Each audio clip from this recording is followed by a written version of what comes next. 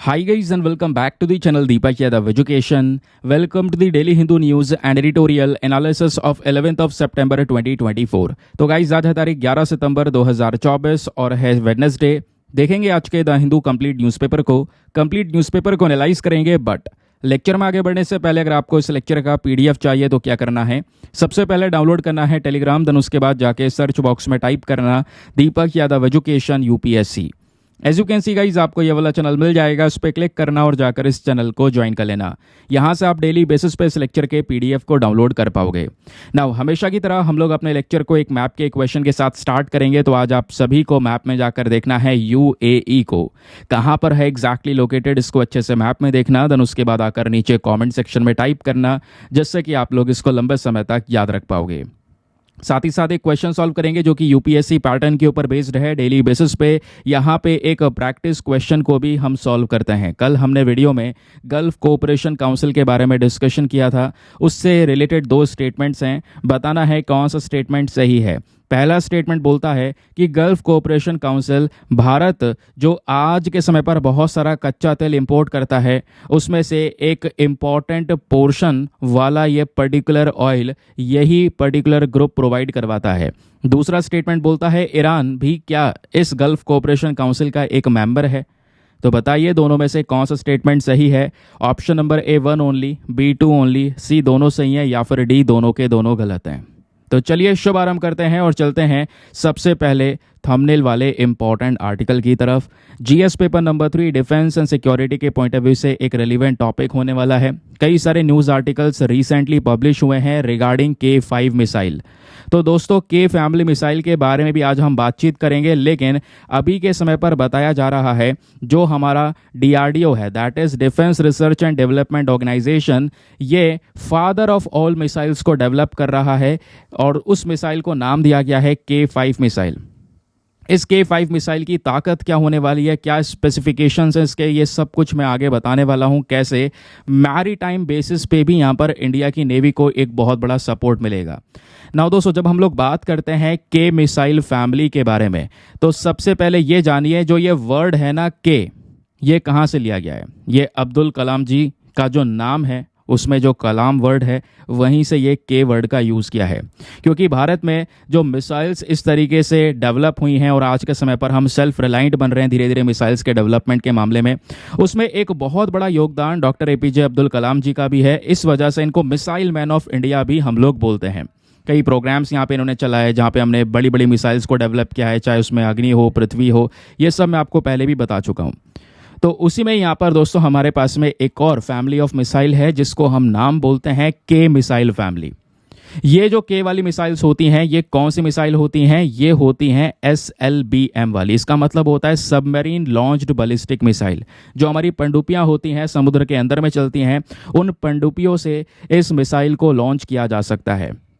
इसको भारत ने डेवलप किया है ताकि हम अपनी न्यूक्लियर कैपेबिलिटीज़ को और ज़्यादा मजबूत कर सकें, हम अपने पनडुब्बियों को और ज़्यादा स्ट्रॉन्ग कर सकें, वहाँ से सीधा मिसाइल लॉन्च कर सकें, समुद्र के रास्ते से भी यहाँ पे अपने देश की प्रोटेक्शन प्रोवाइड करवाई जा सके। इन फैमिली ऑफ मिसाइल्स की जो इन्फॉर्मेशन है दोस्तों, ज़्यादा कुछ यहाँ पर बाहर आपको देखने को मिलेगी नहीं, बट बताया जाता है कि जो K मिसाइल्स होती हैं ये बहुत ही ज़्यादा तेज़ होती हैं और सबसे इम्पॉर्टेंट हल्की, और दूसरी बात जो हमारी अग्नि मिसाइल्स हैं आज के समय पर उससे भी ज़्यादा मजबूत, या कह सकते हैं उससे भी ज़्यादा स्टेल्थियर हैं। जैसे रडार की पकड़ में नहीं आ सकती, सीक्रेटली अपने टारगेट्स को हिट कर सकती हैं, ऐसा बताया जाता है K मिसाइल्स के बारे में। अब जैसे हम लोग बात कर रहे हैं कि यहाँ पे पूरा वर्ड यूज़ हो रहा है फैमिली का, तो K मिसाइल का पूरा एक परिवार जिसमें K5 है, K4 है और वगैरह वगैरह ऐसे बहुत सारे मिसाइल्स हैं।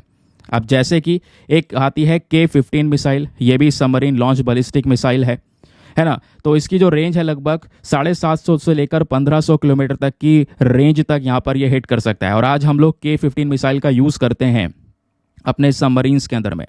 दूसरी आती है K4 मिसाइल, इसकी रेंज दोस्तों 3500 किलोमीटर के आसपास है। 3500 किलोमीटर के दायरे में अगर कोई यहाँ पर दुश्मन है उसको अटैक किया जा सकता है। फिर उसी प्रकार से आता है हमारे पास में K5 मिसाइल, और इसका जो रेंज है वो है 5000 से लेकर 6000 किलोमीटर के आसपास, जिसको आज के समय पर हम डेवलप कर रहे हैं। तो 5000 से 6000 किलोमीटर की रेंज अपने आप में मैसिव रेंज है। आप इमेजिन करो 6000 किलोमीटर तक यहाँ पर ये मिसाइल्स दागा जा सकता है।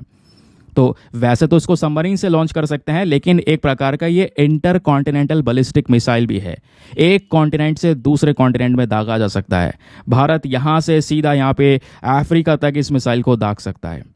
फिर उसी प्रकार से दोस्तों आता है K6 मिसाइल। मैं आपको बता दूं K15 और K4 ये ऊपर वाली दोनों मिसाइल्स तो आज हम यूज़ कर रहे हैं, इसलिए यहाँ पर ऑपरेशनल वर्ड का यूज़ किया गया है। लेकिन जो K5 और K6 मिसाइल से ये डेवलपमेंट इसके ऊपर चल रहा है, काम चल रहा है।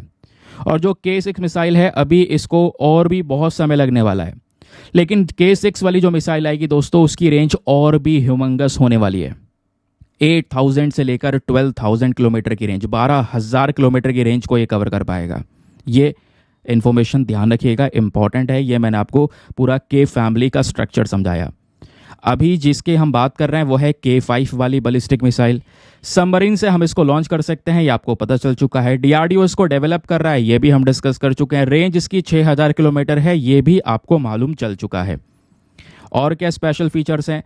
तो दोस्तों जो ये K5 मिसाइल आएगी ना, इसमें 3 अलग अलग स्टेजेस बनाए जाएंगे, जिसमें सॉलिड रॉकेट जो हमारा फ्यूल होता है उसका हम यहाँ पे यूज़ करेंगे।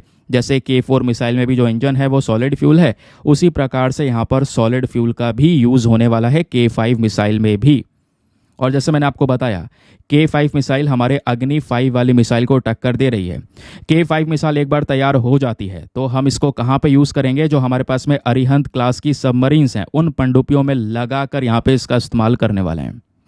K5 मिसाइल में कुछ और चीज़ें बताई गई हैं। ये दुश्मन का जो रडार होता है उससे बच सकता है, आराम से तेज़ी से, बहुत ही ज़्यादा गति से यहाँ पर अपने टारगेट्स को हिट कर सकता है। और सबसे स्पेशल चीज़ जिसको हम बिल्कुल भी नहीं भूल सकते, वो स्पेशल चीज़ यह है दोस्तों कि K5 मिसाइल जब हमारे पास में आएगी तो उसमें MIRV टेक्नोलॉजी भी रहने वाली है। अभी आपको पता होगा हाल ही में हम लोगों ने इस MIRV टेक्नोलॉजी को लगाया है अपने अग्नि 5 मिसाइल में। मैंने आपको पढ़ाया भी था। MIRV क्या है? यह है multiple independently target re entry vehicle. ये टेक्नोलॉजी ऐसी टेक्नोलॉजी है जहां पे हम अपने मिसाइल्स में जो आगे वॉरहेड यूज़ करते हैं, ये नॉर्मल मिसाइल है जिसमें एक वॉरहेड लगा है, एक ही जगह पर ये विस्फोट कर सकेगी। MIRV में दोस्तों हम मल्टीपल टारगेट्स को हिट कर सकते हैं। इसमें बहुत सारे वॉरहेड्स होते हैं जैसा आप देख पाएंगे।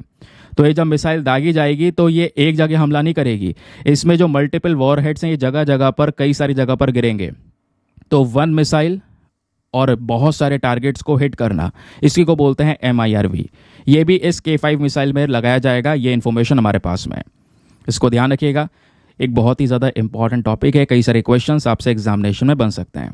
चलिए आगे बढ़ने से पहले एक और रेलिवेंट चीज़ है दोस्तों, अगर आप लोग हमारे पेड ग्रुप्स को ज्वाइन करना चाहते हैं तो आपके पास में बढ़िया मौका है इसको ज्वाइन करने के लिए। यहाँ पर आपको डेली बेसिस पे करंट नोट्स के PDF वगैरह प्रोवाइड करवाए जाते हैं। फॉर एग्जाम्पल जैसे आप लोगों ने अभी हमने एक आर्टिकल पढ़ा है वो देखा, प्रॉपर डेटा मैंने आपको प्रोवाइड करवाया। उसी प्रकार से बहुत सारे और भी न्यूज़ आर्टिकल पढ़ेंगे, प्रॉपर नोट्स बना के आपको मिलेंगे वीडियोज़ में। तो आपको कुछ भी करने की ज़रूरत नहीं है, केवल वीडियो देखो। एक ही वीडियो में आपका द हिंदू इंडियन एक्सप्रेस दोनों कवर हो जा रहा है, तो अलग अलग जगह पर टाइम वेस्ट करने की ज़रूरत नहीं है। एक वीडियोस को थॉरली फॉलो करो, उससे ही आपको सारी मदद मिल जाएगी।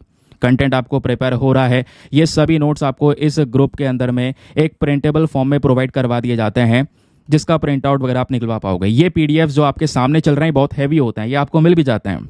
बट द थिंग इज़ हमें करंट अफेयर्स को मैनेज करना है, डेटा मैनेज करना है, क्योंकि एग्जाम के लिए तैयारी करना है, क्योंकि एट द लास्ट हमारा गोल है सिलेक्शन लेना। तो उसके लिए यहाँ पे दोस्तों आपको प्रिंटेबल फॉर्म के PDF हो गए। उसके अलावा ग्रुप में सभी करंट अफेयर्स आपके सिक्योर रहते हैं, पुराने भी नए भी। तो किसी भी तारीख के डेटा को सर्च करके पढ़ सकते हैं, डिलीट कर सकते हैं। अनलिमिटेड ऑप्शंस आपके पास में अवेलेबल है, स्टोरेज का कोई दिक्कत नहीं आएगा। PDFs कब तक स्टोर करेंगे? 50-50 MB 30-30 MB के PDFs आपको देखने को मिलेंगे। तो इन सब चीज़ों का सोल्यूशन है एक पर्टिकुलर ग्रुप। और इस ग्रुप को ज्वाइन करने का फ़ी पेमेंट दोस्तों बहुत ही मिनिमम है। बहुत मिनिमम मतलब just 499 for the lifetime access. जब तक आपका सिलेक्शन ना हो जाए तब तक आप 499 में इस ग्रुप को ज्वाइन करके रख सकते हैं। ज्वाइन करने के लिए क्या करना है? व्हाट्सएप पर जाना, यहाँ पर आपको एक नंबर दिया गया है 8534873368। इस नंबर पर मैसेज कर देना कि हाँ I want to join this group. वहाँ पे आपको रिप्लाई मिलेगा, पेमेंट का प्रोसेस दिया जाएगा और उससे ज़्यादा इंपॉर्टेंट आपको डेमो वीडियो का लिंक भी मिलेगा। आप पूरे डेमो वीडियो को अच्छे से चेक कीजिएगा, देखिएगा कि मुझे कहाँ पर क्या फ़ायदे होंगे। अपने आप को कंप्लीटली सेटिस्फाई कर लेना। जब संतुष्ट हो जाओ तब जाकर ये इन्वेस्टमेंट करना। ठीक है। बाकी यार मेक श्योर ये क्या करो, वीडियो पे जो लाइक का बटन है उसको प्रेस कर दिया करो। 5000 लाइक्स का टारगेट है जिसको आप सभी लोग मिलकर सपोर्ट कर सकते हैं।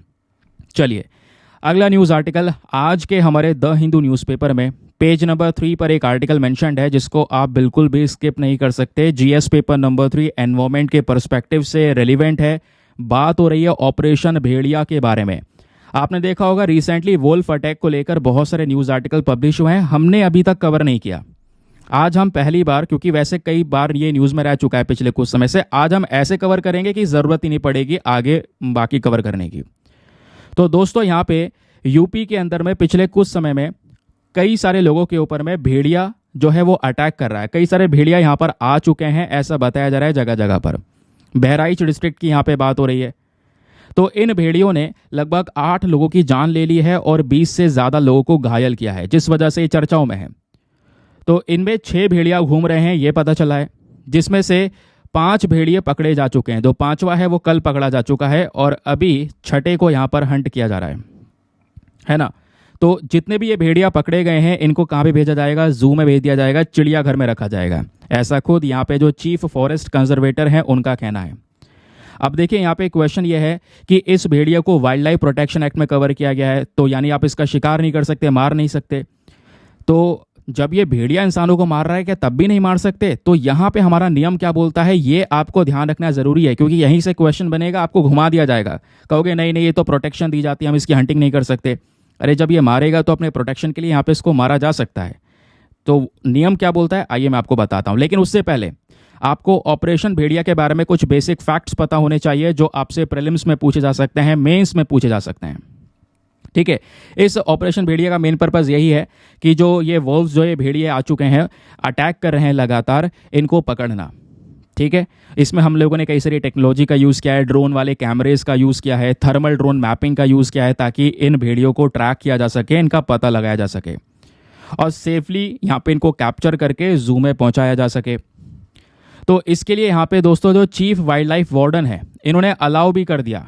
हमारा जो वाइल्ड लाइफ एक्ट है उसका जो शेड्यूल 1 है इसके तहत इन्होंने ये बोला है कि जब कोई जानवर इंसान के लिए डेंजर बन जाए तो बेसिकली यहाँ पर उसको मारा जा सकता है, और इसीलिए चीफ वाइल्ड लाइफ वार्डन ने भेड़िए की हंटिंग को अलाउ कर दिया और यहाँ पे ये बोला, रिटन ऑर्डर यहाँ पर दे दिया कि देखिए ये कारण है क्योंकि इसने कई सारे लोगों की जान ली है, इस वजह से अभी भेड़ियों को रोकना ज़रूरी है, तो मार भी सकते हैं आप, समझ गए।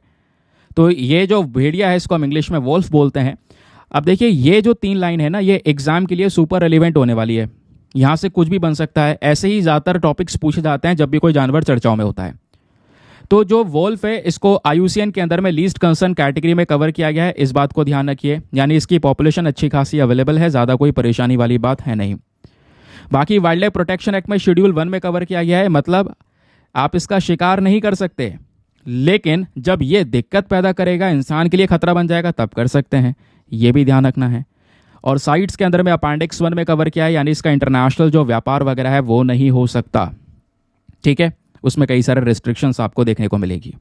तो इतनी देर से जो हम लोग वाइल्ड लाइफ प्रोटेक्शन एक्ट की बात कर रहे हैं, आर्टिकल में 6-7 जगह बार बार ये यूज़ कर लिया गया है। आखिरकार क्या है वाइल्ड लाइफ प्रोटेक्शन एक्ट, आइए मैं आपको बताता हूँ। देखिए 1972 का ये कानून है जिसके अंदर में हमारे शेड्यूल 1, 2, 3, 4, 5, 6 ऐसे करके यहाँ पे दोस्तों 6 शेड्यूल्स मेंशन करे गए हैं, और इन 6 शेड्यूल्स में अलग अलग एनिमल्स को प्रोटेक्शन दी गई है, उनको बचाया जा रहा है। जैसे शेड्यूल 1 के अंदर में जो हमारी एंडेंजर्ड स्पीशीज़ होती हैं, जो सबसे ज़्यादा खतरे में होती हैं, है ना, तो उनको प्रोटेक्शन दी जाती है कि अगर कोई उनका शिकार करेगा तो उस व्यक्ति पे पेनल्टीज़ वगैरह लगाई जाएंगी। लेकिन आप यहाँ पे हंटिंग कर सकते हैं कुछ एक्सट्रीम केसेस में, जैसा अभी ये भेड़िया वाला केस निकल कर आया, ये भी एक एक्सट्रीम केस है। उसी प्रकार से जो शेड्यूल 2 होता है ये भी यहाँ पर हाई प्रोटेक्शन की बात करता है कुछ एनिमल्स के लिए, जैसे इंडियन कोबरा हो गया, एस्मीज मैकाओ हो गया। फिर शेड्यूल 3 एंड 4 को अगर आप देख पाएंगे तो ये नॉन डेंजर्ड स्पीशीज़, मतलब जो ज़्यादा खतरे में नहीं है, उनको भी प्रोटेक्शन देता है थोड़ी बहुत, है ना। इसमें पेनल्टीज़ कम होती हैं, जिसमें फ्लेमिंगो, चीतल जैसे जानवर कवर करे गए हैं। फिर शेड्यूल 5 को आप देख पाओगे तो इसमें वर्मिन स्पीशी को कवर किया गया है, और वर्मिन स्पीशीज़ वो हैं जिनको हम मार सकते हैं, हंट कर सकते हैं, है ना। जो कॉमन क्रोज हो गए, रैट्स वगैरह हो गए, चूहे वगैरह हो गए, इनको हंट किया जा सकता है। फिर उसके अलावा यहाँ पर जो शेड्यूल 6 है हमारा, वो अगर आप देख पाएंगे ये क्या करता है जो स्पेसिफिक प्लांट्स होते हैं, जो पौधे होते हैं, है ना, उनका ट्रेड हो गया, उनका कल्टीवेशन हो गया, उनको भी रेगुलेट करने का ये काम करता है। समझ गए? तो ये 6 शेड्यूल्स को ध्यान रखिएगा, इंपॉर्टेंट है। आगे आते हैं नेक्स्ट आर्टिकल पर। ये वाला टॉपिक हमारा इंडियन एक्सप्रेस का है। देखिए, बात हो रही है इलोंगेटेड टॉर्टोइस के बारे में। ये टॉर्टोइस चर्चा में है, एनवायरमेंट का एक और टॉपिक है। ये चर्चाओं में क्यों है? खबर यह है कि हाल ही में ये टॉर्टोइस जो है, जिसका साइंटिफिक नेम है इंडोटेस्टुडो इलोंगेटा, ये टॉर्टोइस रिसेंटली हरियाणा के अंदर में देखने को मिला, जब एक रिसर्च सर्वे चल रहा था अरावलीज में, उसकी वजह से। तो ये टॉर्टोइस दिखाई कैसे पड़ता है? एक मीडियम साइज का होता है। ऊपर इसका ये हिस्सा जो शेल देखेंगे वो ऑलिव कलर का है, हल्का सा हरा कलर का है, और उसमें येलो कलर भी है, और ऊपर ब्लैक कलर के पैचेस भी आपको नजर आएंगे। सबसे यूनिक फीचर यहाँ पे एलोंगेटेड टॉर्टोइस का ये होता है, इनकी नाक पर पिंक कलर के सर्कल होते हैं और आंख के किनारे भी ऐसे सर्कल्स देखने को मिलते हैं, जैसा आप फोटो में देख पा रहे होंगे। जो मैच्योर इंडिविजुअल्स होते हैं इस एलोंगेटेड टॉर्टोइस के अंदर में, इनके सभी के नाक के आसपास इस तरीके से यहाँ पे जो पिंक कलर के सर्कल्स है वो नजर आते हैं। फिर आपसे पूछा जा सकता है कि ये जो एलोंगेटेड टॉर्टोइस इनका डिस्ट्रीब्यूशन यानी कि कहाँ कहाँ पर ये पाए जाते हैं। ये टॉर्टोइस अगर आप देख पाएंगे दोस्तों, तो जो हमारे हिली एवरग्रीन फॉरेस्ट हैं, पहाड़ी इलाके जो हमेशा हरे भरे रहते हैं, वहाँ पर ये देखने को मिलेंगे, जिसमें अगर आप नज़र आएगा तो इंडिया भी है। इंडिया के साथ साथ नेपाल, भूटान, बांग्लादेश, उसके अलावा यहाँ पर म्यांमार भी आपको देखने को मिलेगा, है ना। उसके अलावा कुछ बॉर्डर वाले रीजन्स है, वहाँ पर भी ये पाए जाते हैं। इंडिया में अगर हम लोग बात करेंगे तो जो छोटा नागपुर प्लेट्यू वाला रीजन है, स्पेशली वहाँ पे आपको ये सबसे ज़्यादा देखने को मिल जाते हैं। फिर अब बात आती है कंजर्वेशन स्टेटस की, बहुत इंपॉर्टेंट है, प्लीज़ इसको ध्यान रखिए। कंजर्वेशन स्टेटस में IUCN के अंदर में इस टॉर्टोइस को क्रिटिकली एंडेंजर्ड कैटेगरी में कवर किया गया है। क्रिटिकली एंडेंजर्ड कैटेगरी मतलब काफ़ी ज़्यादा खतरे में आपको ये स्पीशी देखने को मिलेगी। साइट्स के अंदर में इसको अपेंडिक्स 2 में कवर किया गया है। अगेन जो व्यापार वगैरह है उस पर कुछ रिस्ट्रिक्शंस यहाँ पे नज़र आती हैं। तो ये बात हो गई इसके कंजर्वेशन स्टेटस की। ठीक है, क्लियर हो गया। चलिए आगे आते हैं नेक्स्ट आर्टिकल पर। अगला आर्टिकल भी इंडियन एक्सप्रेस का है, आप सर्च भी कर सकते हैं, आपको मिलते रहेंगे ये सभी आर्टिकल। यहाँ पे बात हो रही है प्रेस बायोपिया के बारे में। Again very very important topic. Recently दोस्तों यहाँ पे पता होगा एक आई ड्रॉप को लॉन्च किया गया है। एक ऐसा आई ड्रॉप जो कि यहाँ पर आंखों की दिक्कतों को ख़त्म कर सकता है। ऐसा पहला आई ड्रॉप यहाँ पे लॉन्च हुआ है भारत की साइड से। देखिए, आंखों में समय के साथ में, उम्र बढ़ने के साथ में कुछ प्रॉब्लम्स आती हैं। उसी के आधार पर एक मुंबई बेस्ड कंपनी है एंथोड फार्मास्यूटिकल्स, इन्होंने अनाउंस किया कि उनको एक आई ड्रॉप उन्होंने लॉन्च की जिसका नाम है प्रेसवू नाम। ठीक है, क्या नाम है? PRESVU। तो प्रेसवू यहाँ पर बेसिकली नाम है इस आई ड्रॉप का। इसको अप्रूवल मिल गया है DGCA की साइड से। अब इस आई ड्रॉप के माध्यम से जो इंडिविजुअल जिनकी उम्र ज़्यादा हो जाती है, दिखाई जो पास की चीज़ें हैं वो दिखाई देना कम हो जाता है, उसके लिए वो चश्मा यूज़ करते हैं, है ना, पढ़ने वगैरह के लिए, जिसको रीडिंग ग्लास बोलते हैं। तो ऐसी प्रॉब्लम्स को टैकल कर सकता है यहाँ पर ये पर्टिकुलर आई ड्रॉप प्रेसवू। और ध्यान रखिए, ये कौन सी प्रॉब्लम को टैकल करेगा? प्रेस बायोपिया को। तो प्रेस बायोपिया कौन सी कंडीशन होती है? प्रेस बायोपिया वो वाली कंडीशन होती है जब आपको पास वाली ऑब्जेक्ट्स सही से दिखाई नहीं पड़ते। ऐसे ही दोस्तों यहाँ पर एक होता है मायोपिया। देखो यहाँ पे ना, मायोपिया हो, प्रेस बायोपिया हो, इसमें फोकल पॉइंट का एक फ़र्क आता है। जहाँ पे हमारे आंखों में जो मेन फोकल पॉइंट होता है, जहाँ से आपको दिखाई पड़ेगा। देखो, मायोपिया में क्या होता है, आपका फोकल पॉइंट आगे ही रह जाता है। प्रेस बायोपिया में फोकल पॉइंट यहाँ पर पीछे खिंच गया। होता यह है, प्रेस बायोपिया में आपको पास की चीज़ें नज़र नहीं आती, मायोपिया में आपको दूर की चीज़ें नज़र नहीं आती।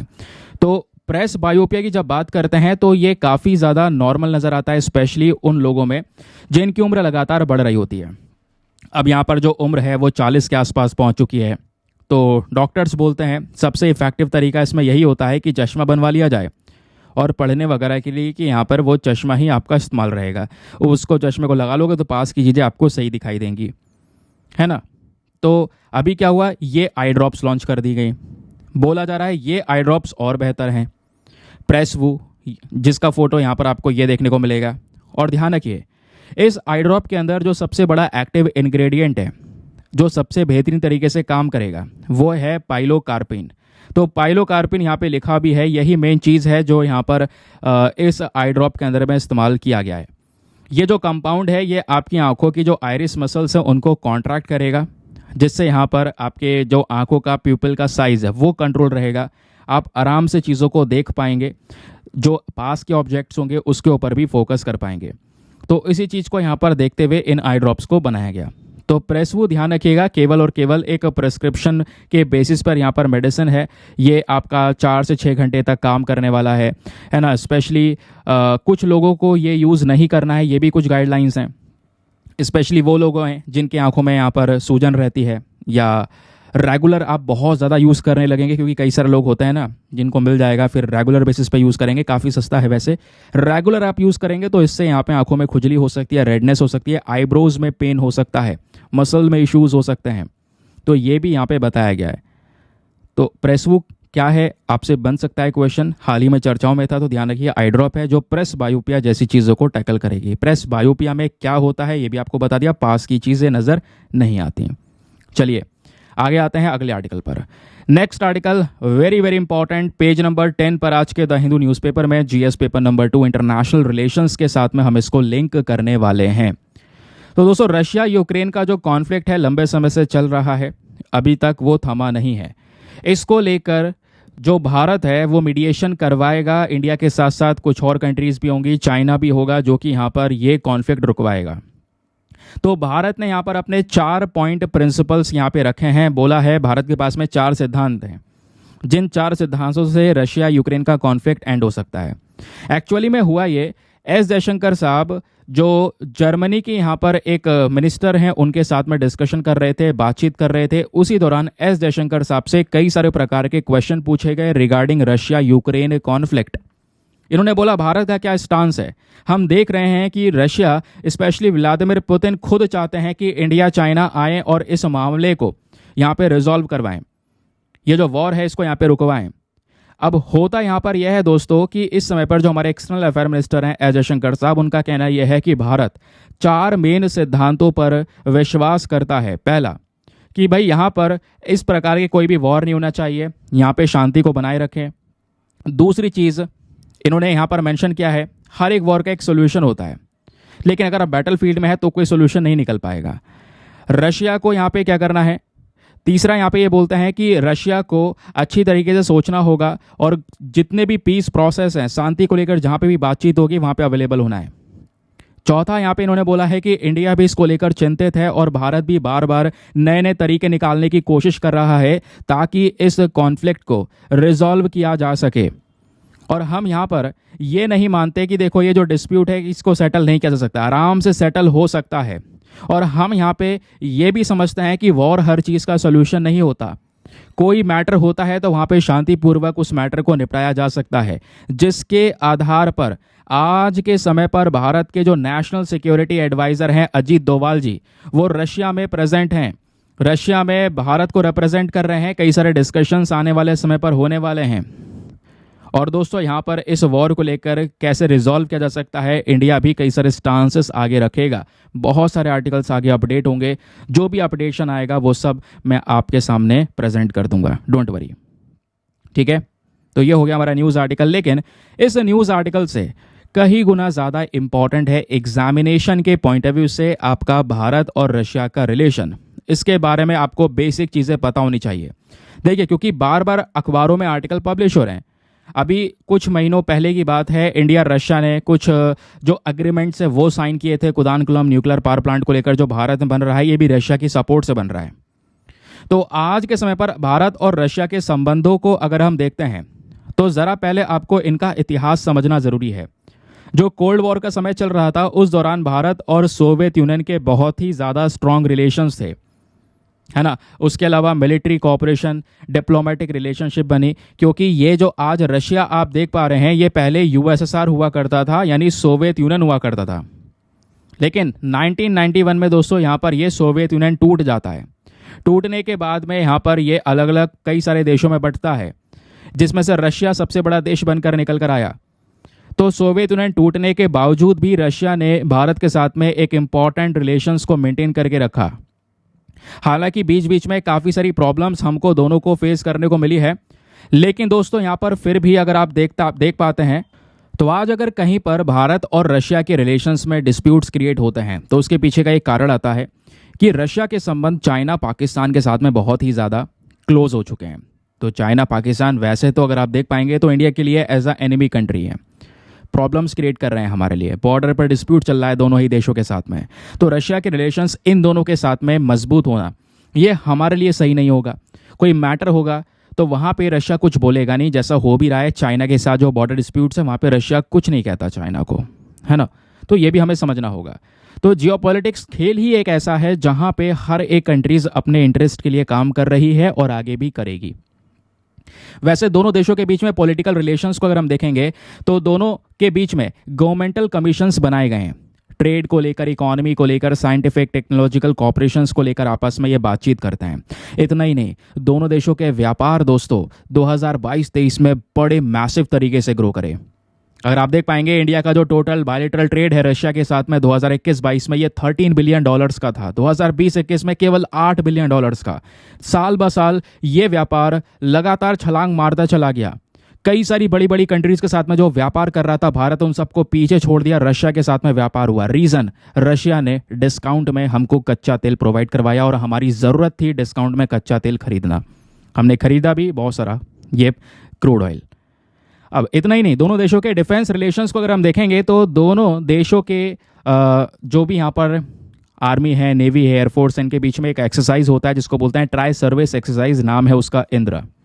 इतना ही नहीं, भारत और रशिया के बीच में कुछ जॉइंट मिलिट्री प्रोग्राम्स में हैं जहां पे ये दोनों मिलकर कुछ चीज़ों को बना रहे हैं, जैसे ब्रह्मोस मिसाइल्स जिसको रशिया और भारत ने मिलकर डेवलप किया है, 5th generation fighter jet programme हो गया, सुखोई Su-30 MKI प्रोग्राम हो गया। ये कुछ इंपॉर्टेंट प्रोग्राम्स आपको देखने को मिलेंगे बिटवीन इंडिया एंड रशिया। जो मिलिट्री हार्डवेयर परचेज है ये आपको देखने को मिलेगा। भारत बहुत सारी चीज़ें रशिया से परचेज करता है, इवन आज हमारी आर्म्ड फोर्सेस मैक्सिमम चीज़ें वो यूज़ कर रही हैं जो हमने रशिया से इतिहास में परचेज कर रखी हैं। उसमें चाहे S-400 हो जाए, कमोव के AW260 हेलीकॉप्टर्स हो, T-90S भीष्म हो, INS Vikramaditya aircraft carrier programmes हो, सब में रशिया का बड़ा सपोर्ट रहा है इंडिया के प्रति। इतना ही नहीं, साइंस एंड टेक्नोलॉजी के फील्ड में भी यहाँ पर लगातार दोनों देश साथ मिलकर काम कर रहे हैं। और मोस्ट इम्पॉर्टेंट चीज़ जो आपको ये बताएगा कि हाँ रशिया भारत के लिए इतिहास में कितना रेलिवेंट रहा है, जब भारत का स्पेस प्रोग्राम चला तो उसके शुरुआती तौर पर जो USSR हुआ करता था उसने सबसे इम्पॉर्टेंट रोल प्ले किया। USSR की मदद से भारत अपना पहला सैटेलाइट लॉन्च कर पाया, आर्यभट्ट, है ना। ये 1984 की बात है दोस्तों। तो भारत का पहला सैटेलाइट जो लॉन्च हो पाया वो USSR की मदद से हो पाया। और आज भी कई सारे प्रोग्राम्स में लगातार रशिया हमको सपोर्ट करता है और आज भी हमें ये रिलेशंस मेंटेन करने ज़रूरी हैं, जिसको हम मेंटेन करके चल रहे हैं। क्योंकि कई बार वेस्टर्न कंट्रीज़ का प्रेशर पड़ा हमारे ऊपर में कि भारत रशिया के साथ में कोई व्यापार ना करे, ये ना करे, वो ना करे। इससे यहाँ पे कहीं ना कहीं भारत यूक्रेन को फंडिंग कर रहा है। लेकिन आप हिस्ट्री को देखेंगे या बहुत सारे और भी एस्पेक्ट्स को देखेंगे तो जहाँ पे हमारे लिए जो देश काम आया है उसके साथ में रिलेशंस को बैलेंस करना बहुत ही ज़्यादा ज़रूरी है। और मोस्ट इम्पॉर्टेंटली अगर चाइना को बैलेंस करना है तो रशिया के साथ में रिलेशंस मेंटेन करने होंगे। आगे कोई बड़ी बात होती है तो यहाँ पे रशिया को हम लेकर आएंगे कि वो एक मीटिंग को ऑर्गेनाइज करवाए और इस मामले को सुलझाए, जहाँ पे मोस्ट प्रोबेबली यहाँ पे जो चाइना है वो रशिया की सुनेगा भी। ये हो गया। उसके अलावा दोस्तों नए सेक्टर्स आजकल डेवलप हो रहे हैं, हाई टेक्नोलॉजी सेक्टर है, रोबोटिक्स है, नैनोटेक है, बायोटेक्नोलॉजी है, इसमें रशिया लगातार भारत को सपोर्ट कर सकता है। फिर बात आती है टेररिज्म की, तो उसमें भारत रशिया मिलकर इस प्रकार से टेररिज्म को काउंटर कर सकते हैं। इसके लिए यहाँ पर रशिया इंडिया के लिए ज़रूरी है। मिलिट्री एक्सपोर्ट्स में ऑब्वियस सी बात है सपोर्ट कर ही रहा है हमें रशिया, ये इसमें कोई दो राय नहीं है। कई सारे आइटम्स हम साथ मिलकर बना रहे हैं। तो एग्जाम में यहीं से क्वेश्चन बन सकता है, ध्यान रखिएगा इसके बारे में। जैसे एक क्वेश्चन ये बना 2019 में कि हाल ही में भारत ने एक डील साइन की है, उस डील का नाम है action plan for prioritisation and implementation of corporation areas in the nuclear field. ये कौन से देश के साथ में डील साइन की गई है? तो यह है सही उत्तर इसका, रशिया। ना दोस्तों, अब मैं आपको एक मेंस का क्वेश्चन दे रहा हूं, इसको आप सभी लोगों को अटेम्प्ट करना है। ये सब कुछ मैंने जो आपको पढ़ाया है, डिटेल्स शेयर की हैं, इसके पीछे का कारण यही है कि आप एक मेंस का क्वेश्चन लिखो। और ये वो क्वेश्चन है जो यूपीएससी ने साल 2020 में मेंस में पूछा हुआ है। तो कहने का मतलब है इसका उत्तर दे रहे होंगे, यानी यूपीएससी का previous year mains question attempt कर रहे होंगे आप लोग। तो सवाल यहाँ पर यह है, what is the significance of India US defence deals? Bharat और अमेरिका का जो डिफेंस डील है उसका इंपॉर्टेंस बताइए over the Indo Russian defence deal. एक तरफ आपको इंडिया रशिया के रिलेशंस पता होने चाहिए, दूसरी तरफ इंडिया यूएस के। तो इंडो यूएस डिफेंस डील का इंपॉर्टेंस बताएं over the Indo Russian defence deal, समझ गए। और ये जो रेफरेंस है इसको यहाँ पर अपने इंडो पैसिफिक रीजन का रेफरेंस लेते हुए इस क्वेश्चन का उत्तर लिखना है। वैसे इंडिया यूएस के रिलेशंस में पढ़ा था, बट वो यहाँ पर अभी के समय पर न्यूज़ में नहीं है तो पढ़ा ही नहीं, बट ऐसा क्वेश्चन बन सकता है मेंस में, आप ये देख पाएंगे। चाहो तो आप इसको अटेम्प्ट कर सकते हो अगर आपको भारत यूएस के रिलेशंस के बारे में, डिफेंस के बारे में थोड़ा बहुत पता है तो। कई सारे एग्रीमेंट हमने साइन किया, वो सब कुछ मैं एक्सप्लेन कर चुका हूँ, बट वो न्यूज़ में नहीं है तो कवर नहीं करवा रहा हूँ। तो कोई बात नहीं, अगर आप इसको अटेम्प्ट भी नहीं कर पाते हैं तो एक और क्वेश्चन दूंगा आगे मेंस का, उसको अटेम्प्ट करना, ठीक है। चलिए, फिलहाल के लिए एक और खबर है इंडियन एक्सप्रेस की, जहाँ पे बात है पहाड़ी कोरवा ट्राइब के बारे में बात हो रही है। इंपॉर्टेंट ट्राइबल कम्युनिटीज़ है जिसको लेकर मतलब ऐसे ट्राइबल कम्युनिटीज़ को लेकर यूपीएससी अक्सर क्वेश्चंस पूछता रहता है। तो खबर यहाँ पर यह है कि लगभग कितने 54 सेटलमेंट्स आपको देखने को मिल जाएंगे पहाड़ी कोरवा कम्युनिटी के, जिनको कनेक्ट किया जाएगा रोड्स के माध्यम से नॉर्थ छत्तीसगढ़ में। और ये रोड्स से जोड़े जाएंगे एक स्कीम के तहत जिसका नाम है पीएम जनमन स्कीम। ये बात खुद गवर्नमेंट ऑफिशियल ने बोली है। तो कहने का मतलब है जहां पर पहाड़ी कोरवा ट्राइबल कम्युनिटी रहती है उनके एरिया को और डेवलप किया जाएगा, उनके एरिया को रोड्स के साथ में जोड़ा जाएगा। इस वजह से पहाड़ी कोरवा ट्राइब चर्चाओं में है। पता है ये मैं क्यों डिस्कस कर रहा हूँ? ये इसको डिस्कस करने के पीछे का रीज़न बस खाली यही है क्योंकि ये ट्राइबल कम्युनिटी दोस्तों एक प्रकार की पीवीटीजी है, that is particularly vulnerable tribal group. आपको पता है हमारे देश में total 75 particularly vulnerable tribal groups हैं जो बहुत ज़्यादा पीछे रह जा चुके हैं। उन ट्राइबल कम्युनिटी को पीवीटीजी बोलते हैं। तो उसमें से एक पहाड़ी कोरवा ट्राइब भी है जो छत्तीसगढ़ से बिलोंग करती है, स्पेशली छोटा नागपुर प्लेट्यू वाले रीजन की अगर हम बात करेंगे तो ऊपर वाला हिस्सा है छत्तीसगढ़। वैसे आपको यहाँ पर यह देखने को मिल जाएगा जो मध्य प्रदेश, उत्तर प्रदेश, झारखंड, ओडिशा, आंध्र प्रदेश, तेलंगाना और महाराष्ट्र के साथ में बॉर्डर्स को शेयर करता है।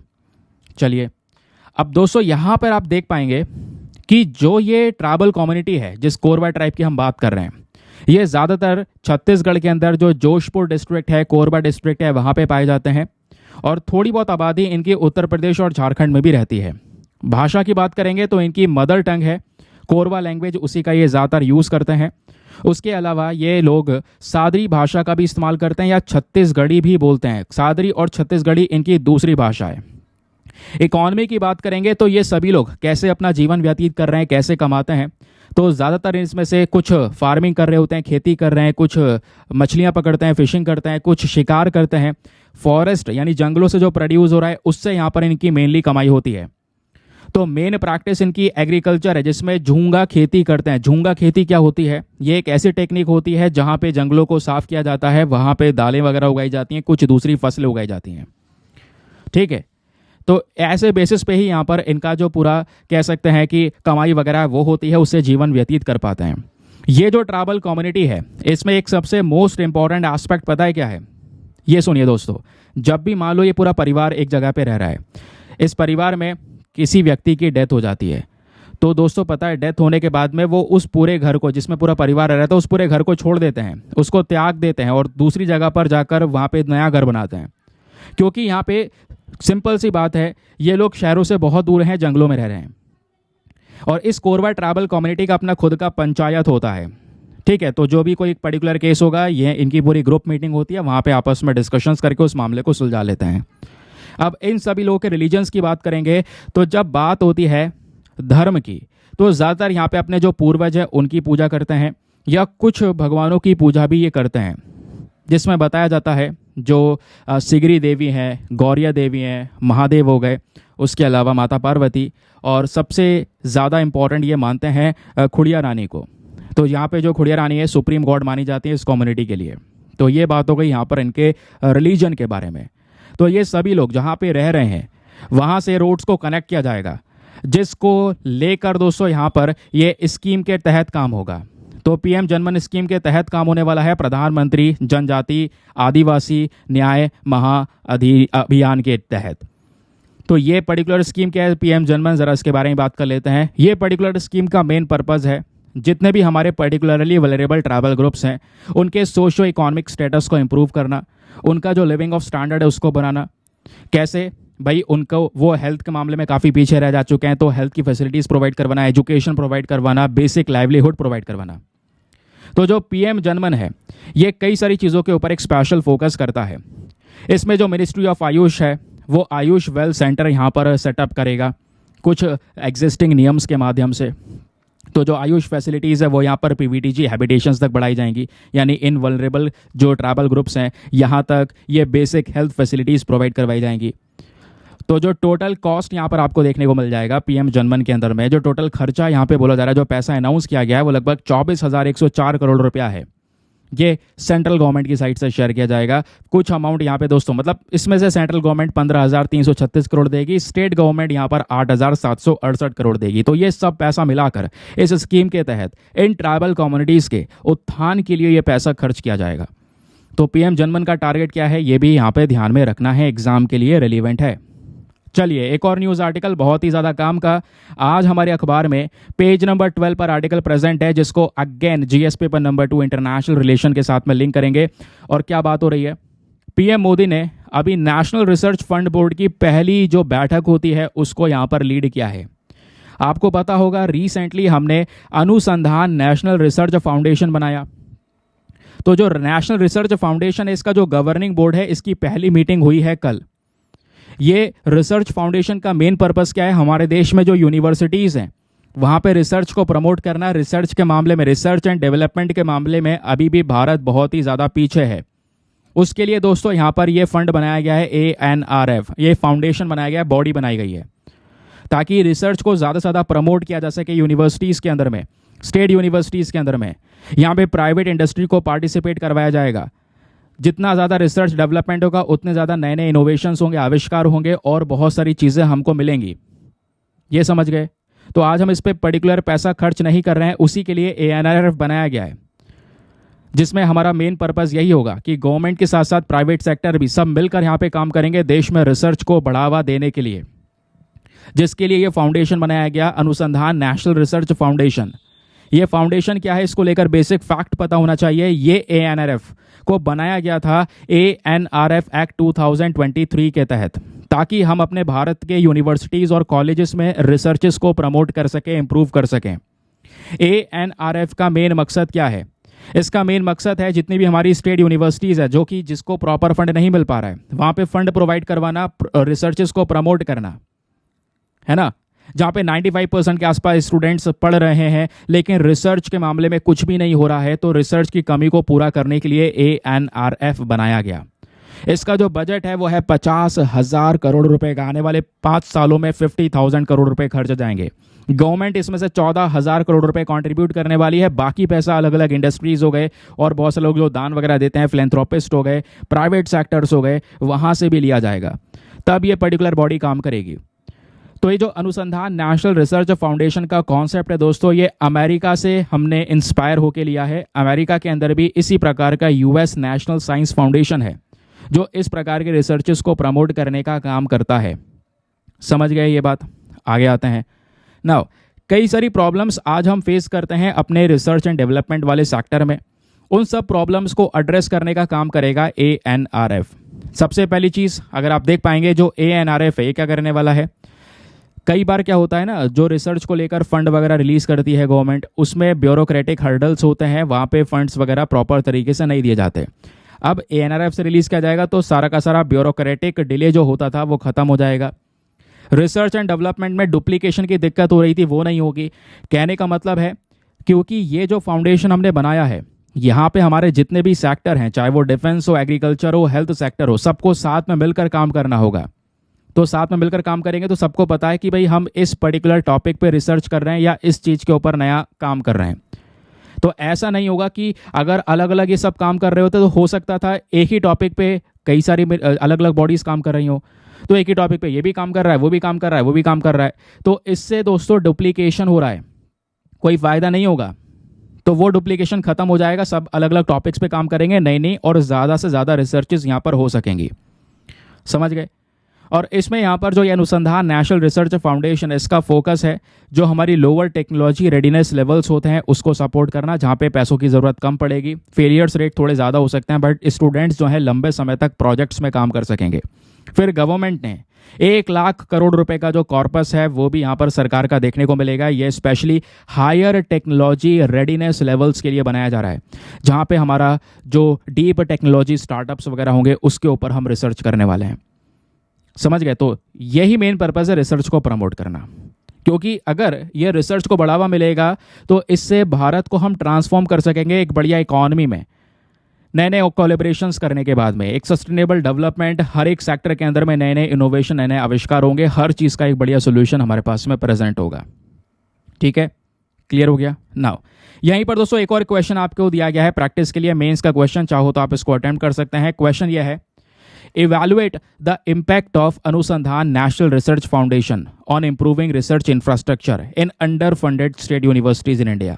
आपको बताना है कि जो ये ANRF है इसका मेन इम्पैक्ट हमारे रिसर्च इंफ्रास्ट्रक्चर को इम्प्रूव करने में क्या देखने को मिलेगा, स्टेट यूनिवर्सिटीज़ में कैसे इंप्रूवमेंट लाएगा। तो इसको लेकर चाहें तो आप क्वेश्चन लिख सकते हैं। क्वेश्चन लिखने के बाद टेलीग्राम पर सबमिट कर सकते हैं, Deepa Yadav education mains group लिख देना, मेरा टेलीग्राम चैनल मिलेगा, वहाँ पे आंसर को सबमिट कर देना। नाउ एक और न्यूज़ आर्टिकल आप देख पा रहे हैं, एक द हिंदू का आर्टिकल डिस्कस कर लिया, फिर Indian express, the Hindu, Indian express, इस तरीके से यहाँ पे हम लोग लेकर चल रहे हैं अपने सेशन को। एक और न्यूज़ आर्टिकल जहाँ पे पैराग्वे नदी दोस्तों चर्चाओं में है, और आपको पता है प्लेसेस न्यूज़ को लेकर हर साल काफ़ी सारे क्वेश्चंस आते हैं एग्जाम में, एक ना एक क्वेश्चन आपको मिलेगा ज़रूर। तो पैराग्वे नदी चर्चाओं में है, उसके पीछे का रीज़न क्या है आइए पहले ये बता देता हूँ। देखो, ये पैराग्वे नदी साउथ अमेरिका में है और इस नदी के अंदर में जो पानी है वो अपने लोवेस्ट लेवल पर जा चुका है। ऐसा पहले कभी नहीं हुआ या लंबे समय तक नहीं देखने को मिला। तो पानी कम हो रहा है, सूखती चली जा रही है वो नदी, इस वजह से चर्चाओं में। अब देखिए, तो कहेंगे ऐसे तो बहुत सारी नदी सूख रही है, ये आम बात हो गई ना, तो इसमें क्या हो गया? देखो, आम बात नहीं है दोस्तों, मैं आपको बताऊं, साउथ अमेरिका एक बहुत बड़ा कॉन्टिनेंट है। उस पूरे साउथ अमेरिका में 5वीं सबसे बड़ी नदी है ये पैराग्वे नदी। इसका सूखना कोई आम बात नहीं है, इसमें पानी कम होना कोई आम बात नहीं है। यह है पूरा साउथ अमेरिकन कॉन्टिनेंट जिसमें कई सारे देश हैं, Ecuador, Colombia, Venezuela, Guyana, Suriname, Brazil, Bolivia, Peru, Argentina, Chile, Paraguay, Uruguay, ये फॉकलैंड आइलैंड्स भी आपको नजर आएंगे। तो यहाँ पे ये नदी आती है पैराग्वे इस तरीके से, और ऐसे होते हुए अर्जेंटीना से गुजरते हुए नीचे आ जाती है, और इधर ये है हमारा अटलांटिक ओशन, इस अटलांटिक ओशन में नदी गिर जाती है। आप इमेजिन कीजिए, पूरे साउथ अमेरिका की 5वीं सबसे बड़ी नदी। तो पहला क्वेश्चन आपसे ये बन सकता है, ये नदी कौन कौन से देशों से गुजरती है? तो ये पर्टिकुलर नदी दोस्तों ब्राज़ील, बोलीविया, पैराग्वे और अर्जेंटीना से गुजरती है, या ब्राज़ील से आई, उसके अलावा यहाँ पर इस तरीके से पैराग्वे से होते हुए, है ना, ये आप देख पाएंगे पैराग्वे एक देश है, पैराग्वे और ब्राज़ील के बीच में एक बाउंड्री को, अर्जेंटीना के बीच में, सॉरी, अर्जेंटीना और ये ब्राज़ील है, इसके बीच में एक नेचुरल बाउंड्री भी बना देती है ये नदी। और ऐसे आते हुए ये रही पैराग्वे रिवर, ये रही पराना रिवर, दोनों आती हैं एक जगह पर मिलती हैं और जाकर अर्जेंटीना से होते हुए सीधा अटलांटिक ओशन में गिर जाती हैं। ठीक है, आगे सुनिए आप इस बात को दोस्तों। ये जो पैराग्वे है ना, यहाँ पे अगर आप देख पाएंगे कुछ और नदियाँ भी हैं जो इसमें आकर मिल जाती हैं, और ये नदी कहाँ पे खाली होती है? रियो डे ला प्लेटा में। ठीक है, ये आप देख पाएंगे ये पैराग्वे नदी आई है, और इस तरीके से आते आते यहाँ पे एक जगह देखने को मिलेगी, क्या है यार, ये रहा रियो डे प्लेटा, इसमें खाली होती है, और इसके माध्यम से इस नदी, इस पैराग्वे नदी का पानी सीधा अटलांटिक ओशन में चला जाता है। क्लियर हो गया? ध्यान रखिए। चलिए आगे आते हैं नेक्स्ट आर्टिकल पर। अगला आर्टिकल भी काम का है आज के द हिंदू न्यूज़पेपर में, यानी एक इंडियन एक्सप्रेस की खबर, एक द हिंदू की खबर। फिर द हिंदू में अगेन आज का अखबार में पेज नंबर 12 पर एक आर्टिकल प्रेजेंट है, जहां पे बात हो रही है will deploy 5000 cyber commandos in 5 years। ये बात खुद हमारे होम मिनिस्टर अमित शाह जी के साइट से मेंशन की गई है। अमित शाह जी बोलते हैं आने वाले 5 सालों में 5000 साइबर कमांडोज को हम तैनात करेंगे जगह जगह पे, ताकि भारत में साइबर थ्रेट जैसी चीज़ों को टैकल किया जा सके, साइबर अटैक्स को यहाँ पर टैकल किया जा सके। तो कल यहाँ पर इसका अनाउंसमेंट हुआ है, और इन साइबर कमांडोज को प्रॉपर ट्रेनिंग प्रोवाइड करवाई जाएगी। ये साइबर थ्रेट के बारे में सब कुछ सिखाया जाएगा, ताकि ये साइबर फ्रॉड्स किसी के साथ में हो ना, और इसके प्रति यहाँ पर एक प्रोटेक्शन मिल सके। क्योंकि दोस्तों प्रॉब्लम यही है कि हमारे देश में या दुनिया भर में साइबर क्राइम्स लगातार इंक्रीज हो रहे हैं। जैसे जैसे डिजिटाइजेशन बढ़ा है, हर चीज़ ऑनलाइन हो चुकी है, उस प्रकार से अटैक्स भी बढ़ चुके हैं। अब साइबर अटैक्स में कई सारे प्रकार के अटैक होते हैं। एक होता है आपका फिशिंग अटैक, फिर होता है यहाँ पर आपके सिस्टम को हैक कर लेना, रैंसमवेयर अटैक करना, है ना, कुछ उल्टे सीधे सॉफ्टवेयर छोड़ देना, आपके प्लेटफॉर्म के ऊपर में इतना सारा कह सकते हैं रश क्रिएट कर देना कि वो सिस्टम स्लो हो जाए, डिले हो जाए, जिसको DDoS अटैक बोलते हैं। ऐसे बहुत सारे अटैक्स हैं, ये सब साइबर अटैक्स हैं जहाँ पे आपका डेटा को निकालने की कोशिश की जा रही है इन साइबर अटैक्स में। ऐसी चीज़ों को रोकने के लिए यहाँ पर ये 5000 साइबर कमांडोज यहाँ पर तैनात किए जाएंगे।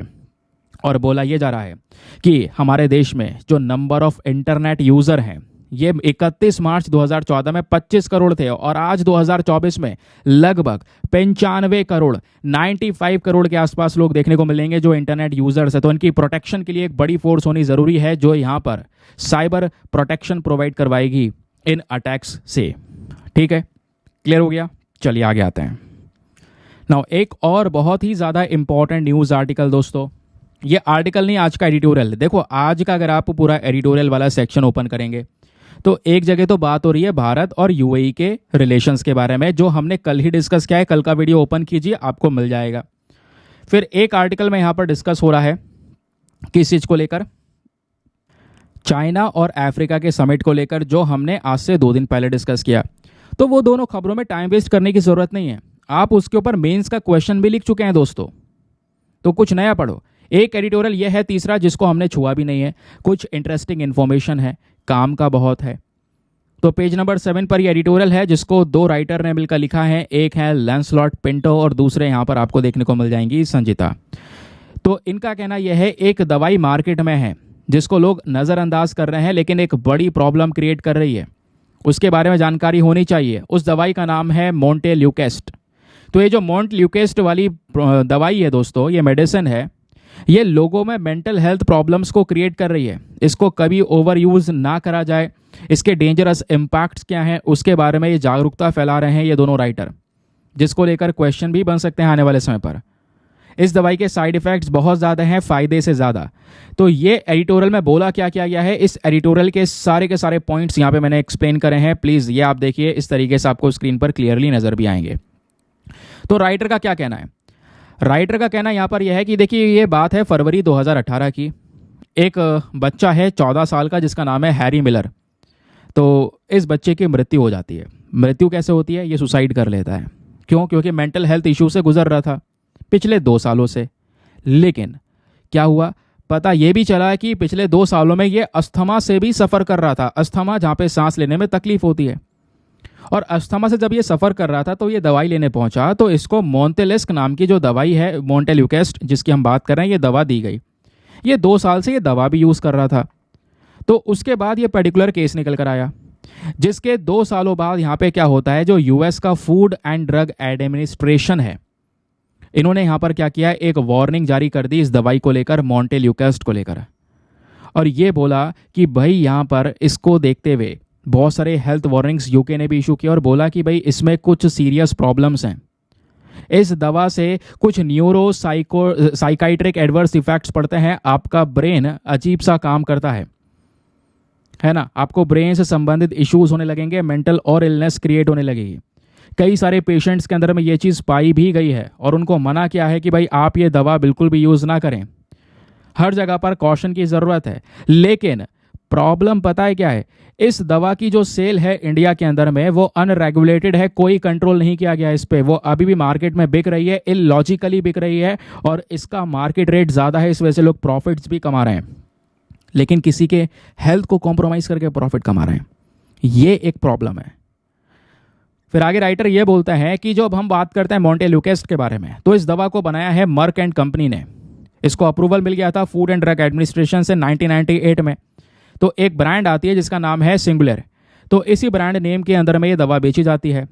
ओरली यहाँ पर इसको खाया जाता है लॉन्ग टर्म बेसिस पे, ताकि अस्थमा जैसी प्रॉब्लम को कंट्रोल किया जा सके। अस्थमा होता क्या है दोस्तों, आपका जो यहाँ पर लंग्स आपको देखने को मिलेंगे जिसमें से आप सांस ले रहे हैं, तो सांस लेते हैं तो जो एयरवे होती है ये आपकी नॉर्मल एयरवे है जो पूरी तरह से ओपन है, खुली हुई है। ये वाली एयरवे देख पाएंगे, ये अस्थमेटिक एयरवे है जो कई सारे कारण की वजह से बंद हो चुकी है। तो पॉल्यूशन वगैरह ऐसे कई सारे कारण हो सकते हैं, डस्ट फंस गया हो, पॉल्यूशन की वजह से हो, तो जिसकी वजह से ये एयरवे नैरो हो चुकी है, पतली हो चुकी है। तो नैरो हो चुकी है, तो इसलिए यहाँ पर क्या होता है, यहाँ पे प्रॉपर तरीके से आप सांस नहीं ले पाते, सांस लेने में काफ़ी तकलीफ होती है। तो ऐसी प्रॉब्लम को टैकल करने के लिए यहाँ पर ये मोंटेल्यूकेस्ट नाम की दवाई जो है ये यहाँ पर चलाई गई। अब बात यहाँ पर यह भी है कि ये दवाई से आप अस्थमा ठीक करते हैं, लेकिन ये दवाई दूसरे दवाई के कंपैरिजन में बहुत बेकार है और दूसरी दवाइयाँ भी मार्केट में अवेलेबल हैं, लेकिन हम क्या कर रहे हैं, इसी को सबसे ज़्यादा प्रमोट कर रहे हैं। और इंडिया में इसका अनरिस्ट्रिक्टेड जो यूज़ हो रहा है ना, ये एक बड़ी प्रॉब्लम है। भारत में आज भी ये दवा सबसे ज़्यादा प्रेस्क्राइब की जाती है लोगों को, क्योंकि इसके पीछे मल्टीपल रीजंस है। क्योंकि पेशेंट्स का मानना यह है ये ओरली खा सकते हैं, लंबे समय तक खा सकते हैं। कई बार इन्हेलर का इस्तेमाल करते हैं ना, आपको पता होगा इन्हेलर यूज़ किए जाते हैं ताकि सांस ली जा सके, जो मशीन आती है नेसल स्प्रे जिसको बोलते हैं। तो कई लोग बोलते हैं जो इन्हेलर्स होते हैं ये एडिक्टिव होते हैं, लोगों की आदत पड़ जाती है, फिर उसके बिना वो रह नहीं सकते, अनसेफ हो जाता है, कभी सांस ना आए तो उनको वो चाहिए, अगर वो टाइम पे ना मिला तो प्रॉब्लम्स हो जाती हैं। तो ऐसा लोगों का कहना है। तो इससे अच्छा यह दवाई खाओ, और इस पर्टिकुलर ट्रीटमेंट में यही दवाई प्रमोट कर दी गई जिसका नाम है मोंटेल्यूकेस्ट। जबकि हम जानते हैं कि ये जो अस्थमा है, अगर आप इसको पुअर तरीके से कंट्रोल करेंगे तो इसके इम्पैक्ट और भयंकर हो सकते हैं। तो इन्हेलर से तो खराब ही है ये दवा, ये यहाँ पर राइटर ने एक्सप्लेन किया क्यों, और ये चीज़ें हम लोग लगातार इग्नोर कर रहे हैं। आप इसका लगातार यूज़ करेंगे तो इसके एडवर्स इफेक्ट्स पड़ेंगे। कई सारे रिसर्चेस ये बता चुके हैं ब्रेन पर, मेंटल हेल्थ के ऊपर में कुछ नेगेटिव इम्पैक्ट्स पड़ रहे हैं इस पर्टिकुलर मोंटेल्यूकेस्ट की वजह से। तो सबसे स्पेशल और सबसे वरिंग सिचुएशन, चिंताजनक बात यह है, क्योंकि इसका यूज़ आज के समय पर हो रहा है दूसरे दवा के साथ में कॉम्बिनेशन को देखते हुए, यानी दूसरी दवा को कंबाइन भी किया जा रहा है। और मोंटेल्यूकेस्ट के साथ में जब हम कुछ दूसरी दवाई कंबाइन कर देते हैं तो ये प्रॉब्लम्स और बढ़ जाती हैं। इसमें कुछ और दवाओं के नाम यहाँ पर दिए गए हैं, तो इसका एडवर्स इफेक्ट्स और ज़्यादा बढ़ जाता है। ये अपने आप में प्रॉब्लम वाला सिनेरियो है, लेकिन ये मार्केट में कर क्यों रहे हैं, जब पता है तो कर इसलिए रहे हैं दोस्तों क्योंकि इंडस्ट्रीज़ को पता है। यहाँ पे 193 से ज़्यादा रजिस्टर्ड ब्रांड्स हैं जो कॉम्बिनेशन बेचती हैं इस मोंटेल्यूकेस्ट के साथ में, और एनुअल सेल पता है एक साल के अंदर मोंटेल्यूकेस्ट कितनी बिकती है, 2400 करोड़ से ज़्यादा रुपए की, 2400 करोड़ से ज़्यादा की। ये अप्रैल 2023-24 के पीरियड का डेटा है, ये यहाँ पर बोला गया। समझ गए? तो कंसर्निंग सिचुएशन क्या है कि भाई यहाँ पर इसको इन्वेस्टिगेट करना ज़रूरी है, और इसमें जो कंसर्निंग सिचुएशन है, जो ये ब्रेन के ऊपर नेगेटिव इम्पैक्ट पड़ रहा है, वो जानना ज़रूरी है। लगातार ये जो ड्रग है, ये अगर आप यूज़ करेंगे लंबे समय तक तो इससे बॉडी में अग्रेशन होने लगता है, डर पैदा होने लगता है, डिप्रेशन होता है, ब्रेन सही से काम नहीं करता, जिसकी वजह से लोग यहाँ पर सुसाइड भी कर लेते हैं। जैसा एक केस निकल कर आया हैरी मिलर के साथ में, जो स्टार्टिंग मैंने आपको बताया। एक स्टडी का कहना यह है कि ये जो ड्रग है, इसकी बजाय आप दूसरे कुछ और इफेक्टिव चीज़ें इस्तेमाल कर पाएंगे। कई सारी स्टडी डेनमार्क में हो चुकी हैं, यूएस में हो चुकी है, कोरिया में हो चुकी है, यूके में हो चुकी है। सब ने यही बोला है कि इस मोंटेल्यूकेस्ट का कनेक्शन एक सीरियस मेंटल हेल्थ इशू के साथ में है। तो इसके बारे में अवेयरनेस फैलाने की बहुत ही ज़्यादा ज़रूरत है, और मोस्ट इम्पॉर्टेंटली इंडिया में इसको रेगुलेट करने की ज़रूरत है, क्योंकि इंडिया में ये अनरेगुलेटेड वे में बेची जा रही है। तो वो राइटर बोलते हैं कि regulators need to step in to ensure that जो भी यहाँ पर इस ड्रग को यूज़ कर रहा है उसको रोका जा सके और हेल्थ कंसर्न्स के बारे में बताया जा सके। इससे केवल हम अपने सिटीजन्स को बचाएंगे ही नहीं इस हार्मफुल ड्रग से, साथ ही साथ में उनका खर्चा भी बचाएंगे, क्योंकि इसमें बहुत सारा पैसा लग रहा है इसको खरीदने में और लंबे समय तक इस्तेमाल करने में, जिसका कोई फ़ायदा नहीं है, उल्टा नुकसान ही है। तो यहाँ पर बच्चों को या दूसरे लोगों को इसके बारे में बताएं, अवेयरनेस फैलाएं, ज़रूरी है इसके बारे में जानना। ये राइटर ने एक्सप्लेन किया। ठीक है, तो ये हो गया हमारा एक और एडिटोरियल। आई होप इसके बारे में भी क्लैरिटी मिल चुकी है। ये तो दोस्तों आज का हमारा न्यूज़पेपर सेशन।